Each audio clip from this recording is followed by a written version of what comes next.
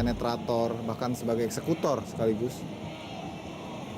Wajar jika dia saat ini sudah mengoleksi 12 gol karena dia banyak memberikan kontribusi bagi tim.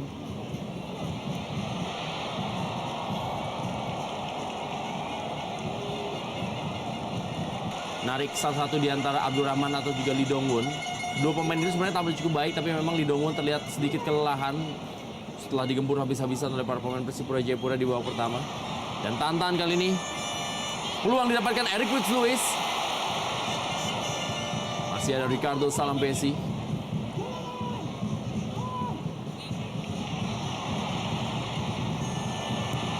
Tendangan Ahmad Jufrianto tidak sempurna. Zarahan Keranggar. Masih ada Fandi Mohtar. Lee Dong-won. Pelanggaran tadi dari Ruben Sanadi. Pemain kelahiran Brazil tapi juga memiliki paspor Timor Leste. Dan Mahir Pangabean dengan kaki kirinya mencoba memberikan umpan. Ya, sekali lagi juga kita saksikan ada sedikit asap dari tribun penonton. Dan ini sangat mengganggu bagi para pemain yang berlaga di pertandingan malam hari ini. Dan ini juga menjadi sebuah himbauan sekali lagi kepada para penonton juga agar tidak melakukan hal-hal seperti ini yang tentunya sangat mengganggu jalannya pertandingan. Oh, ya betul sekali Rendra.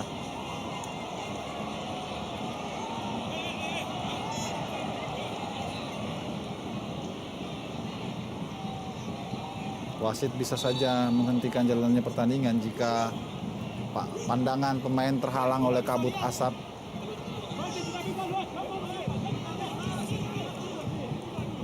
Persipura Jayapura menaklukkan Mitra Kukar dalam partai tandang. Itu menjadi salah satu kemenangan tandang terbesar yang dimiliki oleh Persipura Jayapura. Kembali Lee Dong-won dan juga Bio Paulin.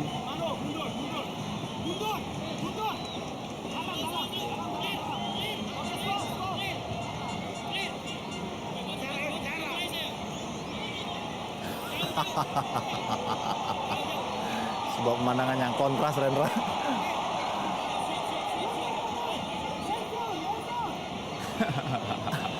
Mereka seperti ingin bergulat. Berhasil diamankan oleh Yo Jae-hoon. Tendangan melengkung tadi dari Mahyadi Pangabean. Iya, sempat terjadi benturan keras tadi saya kira yang diderita oleh Yo Jae-hoon. Kita saksikan Rendra, sebuah swing tadi dari Mahyadi. Ditabrak dia oleh Ahmad Jufrianto. Bang, ya. Gerakan mengganggu saya kira. Dan inilah memang resiko yang kita lihat sebuah peluang yang didapatkan. India M. Fahrudin, tendangannya masih hanya tipis di atas mistar dari Yo Jae-hoon.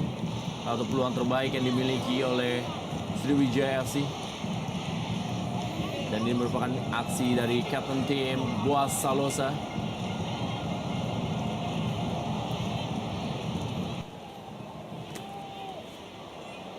Kembali kita saksikan Boaz Salosa. Terakhir kali gawang Persipura Jayapura jebol adalah pada tanggal 3 Maret 2013 oleh Barito Putra ketika mereka unggul 4-1. Dan kembali kali ini sebuah peluang Boaz Salosa, masih Boaz Salosa. Ada sebuah pengamanan tadi dari Fandi Mohtar. hampir saja sebuah kesempatan yang sangat baik bagi Boaz untuk menceploskan bola ke gawang Rifki Mokodompit, tapi masih bisa terblok tadi.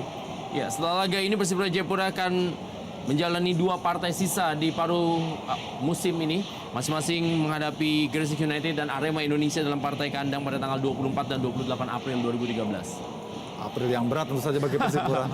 Apabila mereka ingin menjadi juara paruh musim. Peluang didapatkan kali ini. Ada Bio Paulin. Sedangkan Sriwijaya FC juga masih akan terus bermain dengan tim-tim asal Papua setelah sebelumnya mereka menaklukkan Persiwa Wamena dengan skor 1-0. Malam hari ini kita saksikan mereka masih menghadapi Persipura Jayapura. Sebuah tendangan berikutnya. Dan di 2 sisa laga Indonesia Super League yang memasuki pertengahan musim, mereka masih akan menjadi tamu dari dua tim Papua, yaitu Persidafon Davon Soro dan juga Persiram Raja Ampat pada hari yang sama, itu 24 dan 28 April 2013. Tim yang merupakan dua juara Indonesia Super League dalam 2 musim terakhir.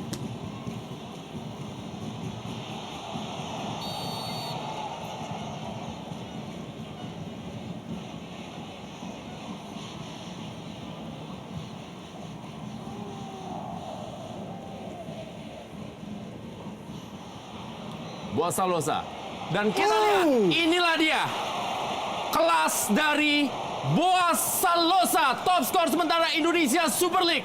Dengan sebuah sentuhan, melop bola merubah kedudukan menjadi 0-1. Persipura Jayapura unggul atas Sriwijaya FC dalam laga lagi malam hari ini. Dan sebuah persembahan khas laki dari Boa Salosa.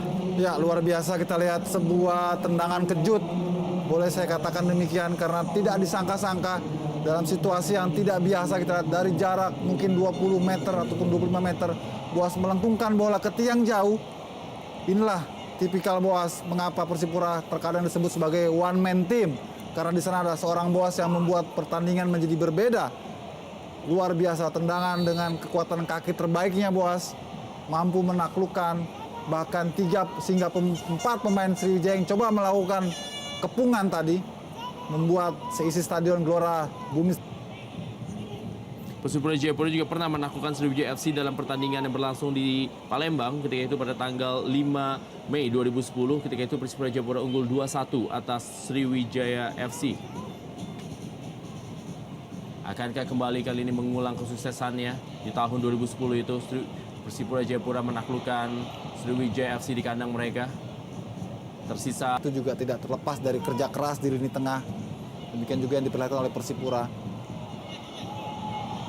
Masih ada peluang kali ini didapatkan dan kita lihat sebuah peluang emas dari Ponario Astaman. Masih gagal Sriwijaya FC.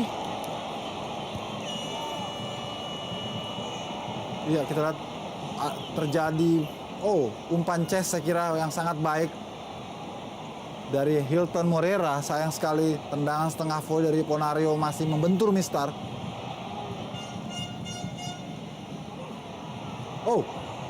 Kembali sebuah peluang.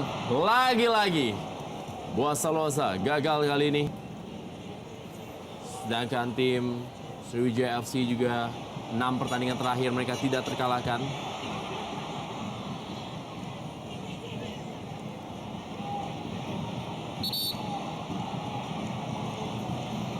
Ya, 2 pemain tergeletak.